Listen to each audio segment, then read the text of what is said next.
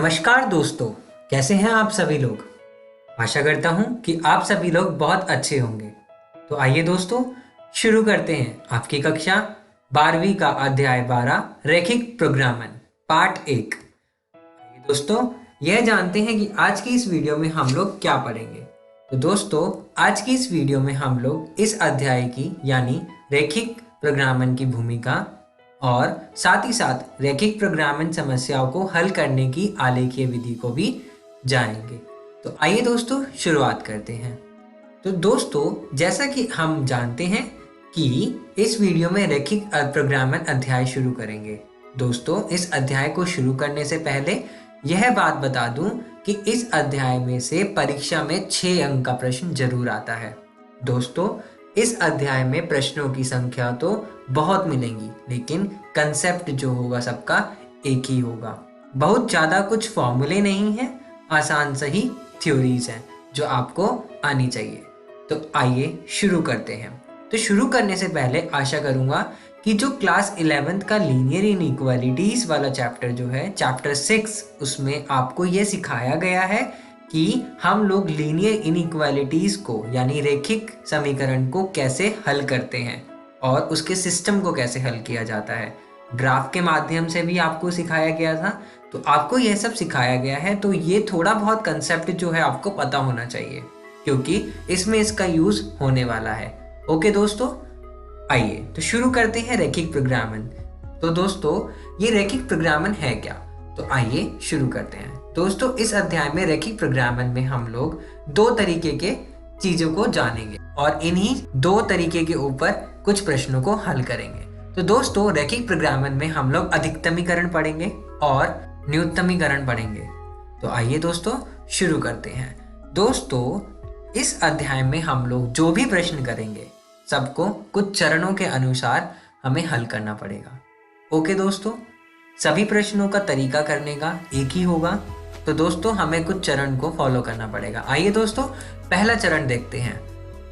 दिए गए असमीका से अधिकतमीकरण या न्यूनतमीकरण का पता लगाना है। तो दोस्तों, जब हम इस अध्याय के कोई भी प्रश्नों को करेंगे तो हमें इस चीज का चरण 1 में पता लगाना है कि कौन सा हमें इनमें से ज्ञात करना है, अधिकतमीकरण ज्ञात करना है या न्यूनतमीकरण ज्ञात करना है। तो पहला स्टेप होगा ये। ओके दोस्तों, तो दोस्तों यहाँ पे इसलिए दिया हुआ है कि दिए हुए असमीका से अधिकतमीकरण या न्यूनतमीकरण का पता लगाना है, लेकिन पहले हमें प्रश्नों को देखकर पता लगाना होगा कि हमें ज्ञात क्या करना है। ओके दोस्तों, आइए अब चरण दूसरा पढ़ते हैं। दूसरा स्टेप ये होगा कि दिए गए निबाद असमीका को समीकरण में व्यक्त करके x y का बिंदु ज्ञात करना है। तो दोस्तों, यहाँ पर निबाद का अर्थ है हमारी असमीका, जो कि 1 या 2 भी हो सकती है। प्रश्न के साथ साथ आप इसको अच्छे से समझ पाएंगे। ओके दोस्तों, आइए चरण तीसरा पर देखते हैं। तो दोस्तों, चरण तीसरा ये है कि बिंदु की मदद से हमें चित्र को दर्शाना है। दोस्तों, फिर उसके बाद हमें क्या करना है, जो हमने बिंदु निकाले हैं उसकी मदद से हमें चित्र को दर्शाना है। यहाँ पे चित्र का मतलब है कि हमें उन बिंदुओं को ग्राफ पे दर्शाना है। ओके दोस्तों, आइए चरण चौथा देखते हैं।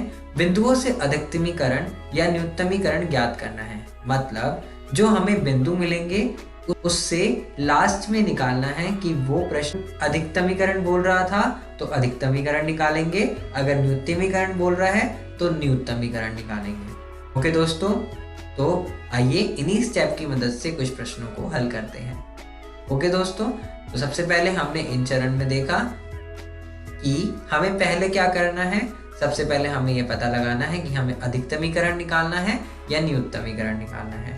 फिर उसके बाद जो हमें समीका दी हुई है, असमीका दी हुई है, उस समीकरण को व्यक्त करके x y का बिंदु ज्ञात करना है। जब हमने बिंदु निकाल लिए तो बिंदु निकालने के बाद हमें उन बिंदुओं को ग्राफ पे दर्शाना है। और चौथा, फिर हमें जो जो कहा गया है कि अधिकतमीकरण कहा गया है प्रश्न में निकालने के लिए, तो हम अधिकतमीकरण निकाल देंगे। अगर हमें न्यूनतमीकरण ज्ञात करने के लिए क्या गया है तो हम न्यूनतमीकरण ज्ञात कर लेंगे। ओके दोस्तों, आइए इन्हीं चरण की मदद से हम प्रश्न 1 देखते हैं। प्रश्न 1 कह रहा है, ग्राफीय विधि से निम्न रैखिक प्रोग्रामन समस्याओं को हल कीजिए। तो देखिए, देखते हैं कि क्या समस्या है। निम्न अवरोधों के अंतर्गत z जो कि बराबर है 3x प्लस 4y का अधिकतमीकरण कीजिए। तो दोस्तों हमें इसके अंतर्गत z is equal to 3x plus 4y का हमें अधिकतमीकरण ज्ञात करना है। हमें असमीका दी हुई है x plus y is less than equals to 4 comma x is greater than is equals to 0 comma y is greater than is equals to 0। Okay दोस्तों, तो आइए इन चरणों के अंतर्गत में रहकर इस प्रश्न को हल करते हैं। तो दोस्तों आपको याद होगा कि पहला चरण क्या था हमारा, कि हमें पहला स्टेप ये होगा कि अधिकतमीकरण ज्ञात करना है या न्यूनतमीकरण ज्ञात करना है। तो दोस्तों हमें z दिया हुआ है 3x प्लस 4y जिसका हमें अधिकतमीकरण ज्ञात करना है। तो पहला चरण हमने निकाल लिया। दूसरा चरण दोस्तों, अब हमें इस असमीका को यानी इस इक्वेशंस को हल कर कर हमें इसके बिंदुओं को ज्ञात करना है। तो दोस्तों हमें असमीका दी हुई थी x plus y less than is equals to 4। अब हमने क्या किया, इस असमीका को इस इक्वल्स टू के इक्वल रखा, तो हमारे पास असमीका बनी x plus y is equals to 4। ये हुई हमारी पहली असमीका। दूसरी थी हमारी x is greater than is equals to 0, जिसको हमने 0 के इक्वल रखा। जब हमने इसको इस इक्वल्स टू के इक्वल रखा तो हमारे पास आया x बराबर 0। और तीसरी थी y is greater than is equals to 0, तो हमारे पास y बराबर हुआ 0। तो दोस्तों हमारे पास इसी तरह 3 असमीका आ गई। तो दोस्तों अब हमने क्या किया, जो पहली असमीका थी x प्लस वाई बराबर 4, उसके अंदर हमने एक बार x का मान 0 रखा और फिर हमने y का मान यहाँ से हमने ज्ञात किया। जब हमने x का मान 0 रखा तो हमारे पास y का मान आया इस तरीके से 4। ओके दोस्तों, 0 और 4, तो ये हो गई हमारी a पॉइंट।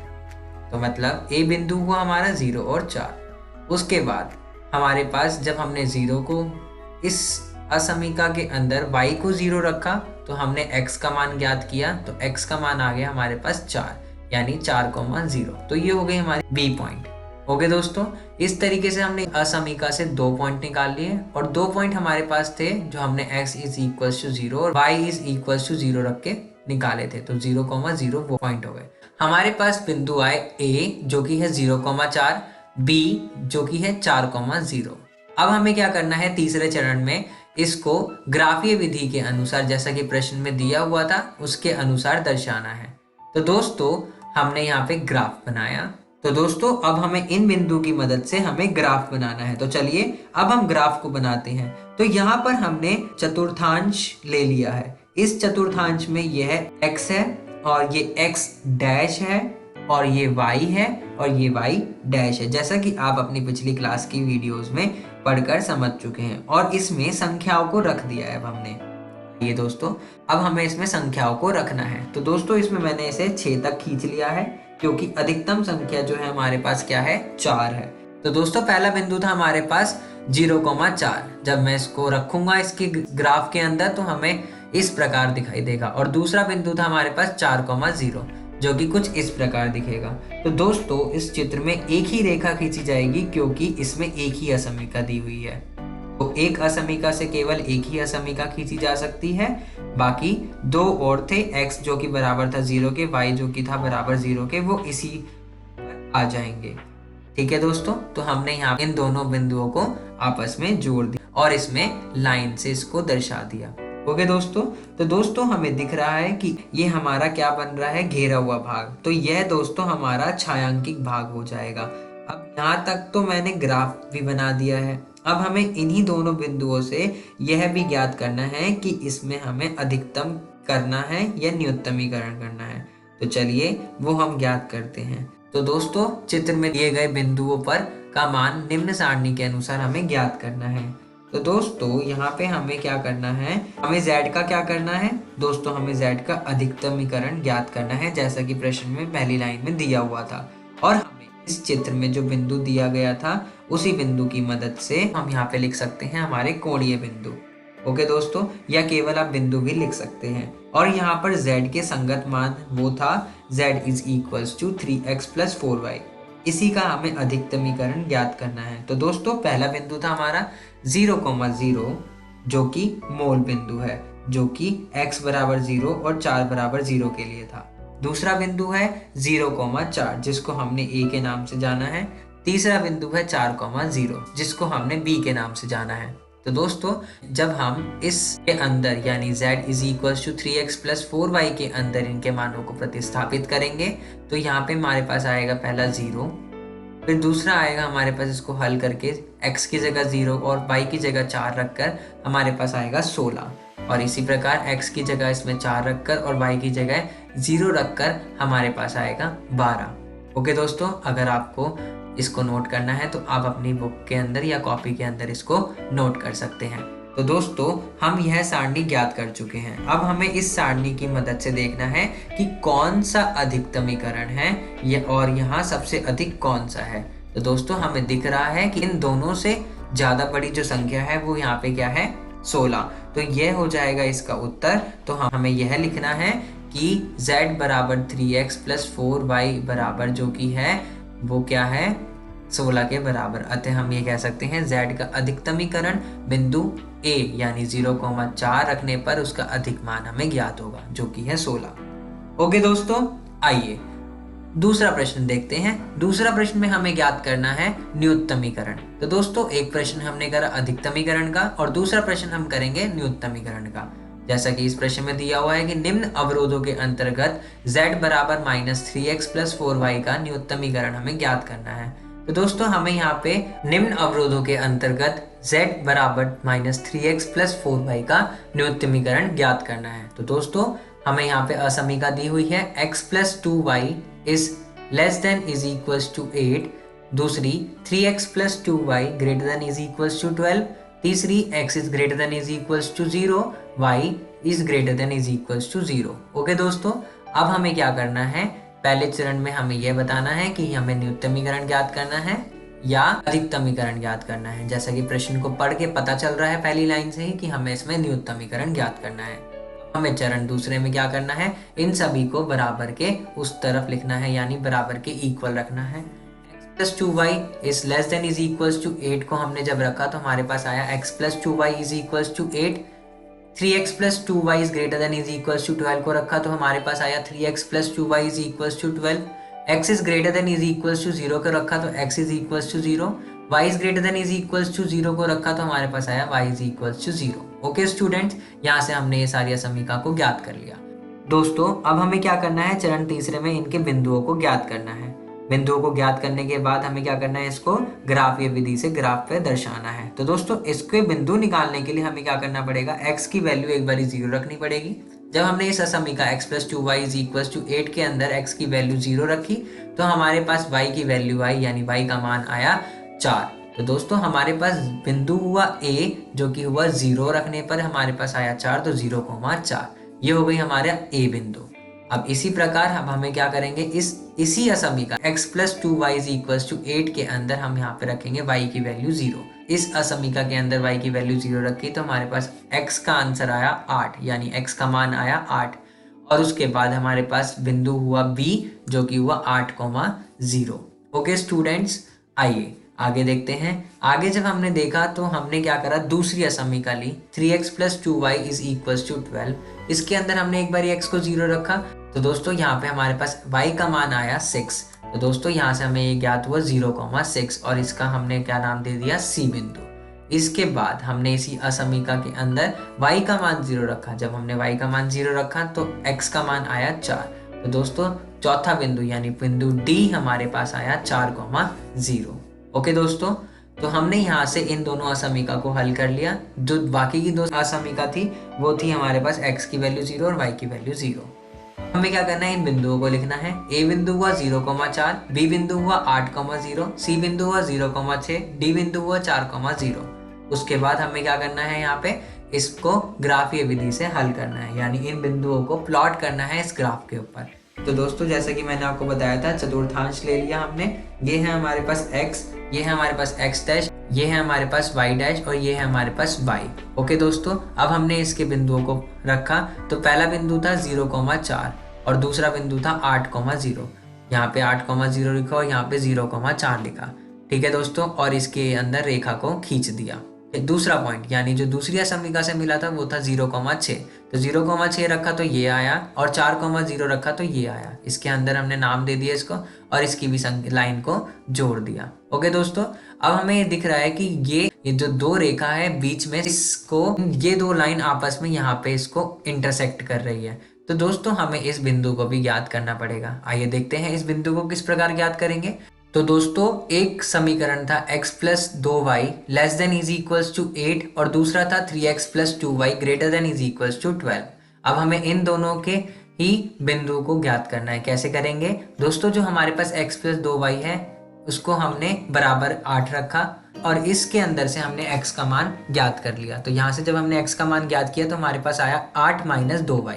ओके दोस्तों, अब ये 8 माइनस 2y हमने इस समीकरण जो कि हमने 3x प्लस 2y बराबर 12 रखा उसके अंदर रख दिया। जब हमने इसके अंदर रखा तो हमारे पास आया 3 गुना 8 माइनस 2y जमा 2y बराबर 12। और जब हमने इसको हल किया तो हमारे पास आया 24 minus 6y plus 2y is equals to 12 और 24 माइनस 4y बराबर 12 हुआ। फिर उसके बाद हमारे पास आया माइनस 4y बराबर 12 और ये 24 माइनस का प्लस का उधर जाके माइनस में हो गया। जब हमने इसको हल किया तो यहाँ से माइनस का साइन हटा, y का मान आया 3। ओके दोस्तों, अब हमने क्या करा, इस समीकरण x is equals to 8 minus 2y के अंदर y का मान 3 रखा। जब हमने y का मान 3 रखा तो हमारे पास आया x is equals to 8 minus 6 और x का मान आया यहाँ से 2। ओके दोस्तों, तो हमारे पास बिंदु C जिसको हमें ज्ञात करना था वो आया 2,3। तो दोस्तों यहाँ से हमने ये सारी बिंदुओं को निकाल लिया। ओके स्टूडेंट्स, उसके बाद x प्लस 2y हमारे पास एक समीकरण थी जो कि थी less than is equals to 8 और दूसरी समीकरण था 3x plus 2y greater than is equals to 12। Okay दोस्तों, अब हमने इनको इसकी लाइन के अनुसार लिख दिया, जो रेखा बना रहा है उसके पास लिख दिया।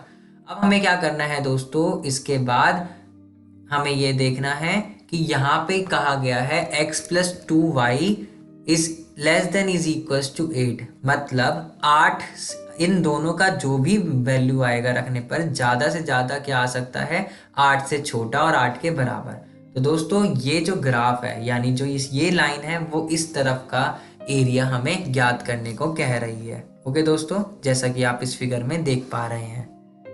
ओके स्टूडेंट्स, उसके बाद जब हमने 3x plus 2y greater than is equals to 12 को देखा तो वो भी इस लाइन के नीचे का एरिया निकालने के लिए कहा जा रहा है। तो दोस्तों इन दोनों ही लाइनों के अगर हम एरिया को निकालें और इसमें कॉमन पार्ट हमें जो दिख रहा है वो है ये वाला पोर्शन, तो अब हमें क्या करना है, अब हमें इस कॉमन पार्ट का एरिया निकालना है। ओके दोस्तों, तो दोस्तों हमने क्या करा, ये वाला पोर्शन शेड कर दिया। ओके दोस्तों, अब उसके बाद हमारे पास point A, B, C, D में से ज्ञात करना है कि इसमें से न्यूनतम पॉइंट कौन सा है, यानी न्यूनतम बिंदु कौन सी है। A हुआ हमारे पास, तो इसके लिए हमें एक सारणी बनानी पड़ेगी। तो दोस्तों सारणी बनाने के लिए हमें कोणीय बिंदु लिखने पड़ेंगे, तो जो कि है 0,0, दूसरा है 0,4, तीसरा है 4,0, चौथा है 2,3। दोस्तों जब हमने z is equals to minus 3x plus 4y के अंदर 0,0 रखा तो 0 आया। फिर उसके बाद हमने x की वैल्यू 0 और y की वैल्यू 4 रखी तो हमारे पास आया 16। फिर उसके बाद हम x की वैल्यू 4 और y की वैल्यू 0 रखी तो हमारे पास आया -12। फिर उसके बाद हमने x की वैल्यू 2 और y की वैल्यू 3 रखी तो हमारे पास आया 0।